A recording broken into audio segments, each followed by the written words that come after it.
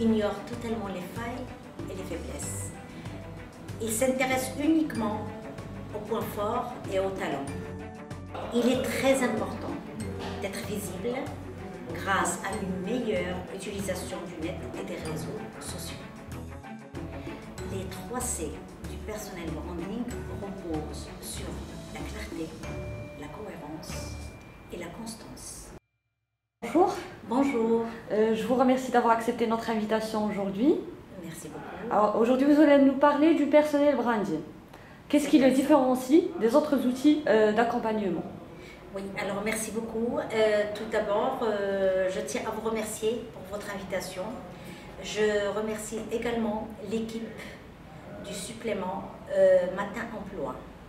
Alors permettez-moi de vous donner juste un aperçu sur le personal branding ou marque personnelle. C'est une démarche innovante qui nous vient directement des États-Unis. C'est une approche pour clarifier et communiquer sur ce qui nous rend uniques, en utilisant nos propres ressources, telles que points forts, talents, passions, valeurs, et de les exploiter pour nous démarquer et pour nous distinguer par rapport à nos pairs et automatiquement à nos concurrents. Voilà, alors c'est communiquer votre valeur, ajouter, faire de votre nom une référence dans le domaine de votre activité. Le personal branding, c'est renforcer votre notoriété et vous rendre visible.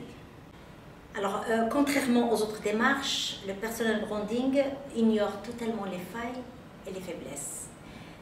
Il s'intéresse uniquement aux points forts et aux talents. Alors, le personal branding vous invite à développer vos forces et non à réduire ou corriger vos faiblesses. Et vous permet par ailleurs de développer votre confiance, montrer votre singularité et vous mettre en avant, en images, en mots et en action. Comment un coach accompagne-t-il son client à se démarquer? Alors, la démarche s'articule autour de 3 axes. Le premier, c'est la découverte de la valeur ajoutée.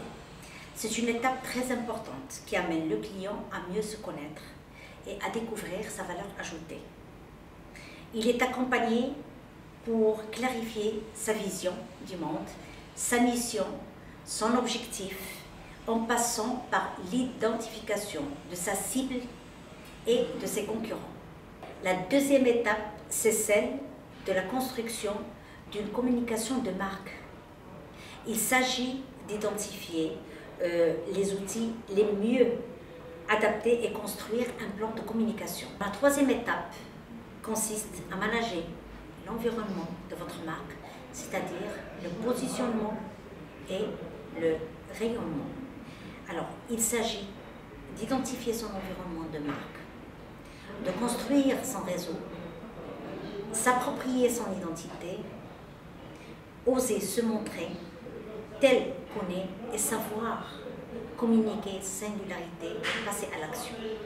Il est très important d'être visible grâce à une meilleure utilisation du net et des réseaux sociaux. Quelles sont donc les règles à suivre pour entretenir une bonne image de soi? Alors, la société dans laquelle nous vivons est une société de paraître. Il est donc primordial de soigner l'image de marque personnelle. Les 3 C du personnel branding reposent sur la clarté, la cohérence et la constance. Alors, il faut donc jouer les cartes de l'authenticité et de l'harmonie. Soyez tel que vous êtes, avec vos qualités et vos défauts. Gérez au mieux votre réputation et sécurisez vos données personnelles et évitez tout ce qui peut nuire à votre image.